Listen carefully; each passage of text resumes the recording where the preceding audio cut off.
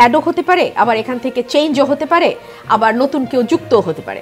মনোনয়ন না পাওয়া নিয়ে যা বললেন রুমিন ফারহানা। আসন্ন ত্রয়োদশ জাতীয় সংসদ নির্বাচনে 237 আসনে দলীয় প্রার্থী ঘোষণা করেছে বিএনপি। আন্দোলন সংগ্রামে পাশে থাকা সমমনা দলগুলোর জন্য বাকি আসনগুলোর বেশিরভাগ ফাঁকা রাখা হয়েছে। একই সঙ্গে দলের একাধিক মনোনয়ন প্রত্যাশী থাকায় অনেক আসনে প্রার্থী ঘোষণা হয়নি। এই তালিকায় রয়েছেন দলটির সহ আন্তর্জাতিক বিষয়ক সম্পাদক রুমিন ফারহানা।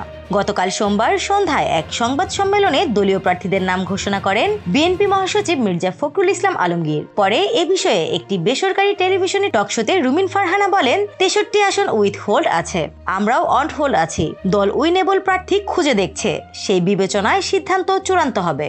আমাদের মহাসচিব বলেছেন, এটাই সম্ভাব্য তালিকা, পরিবর্তন আসতে পারে, কেউ বাদ পড়তে পারেন, আবার কেউ যুক্তও হতে পারেন। বিএনপির এই নেত্রী বলেন, 12 থেকে 15 বছর ধরে সুখে দুঃখে যেসব দল বিএনপির পাশে ছিল তাদের সঙ্গে আসন ভাগাভাগির আলোচনা চলছে। সে কারণেই 63টি আসন এখনো ঘোষণা করা হয়নি। পাশাপাশি নতুন কিছু দলের সঙ্গেও জোটের আলোচনা চলছে।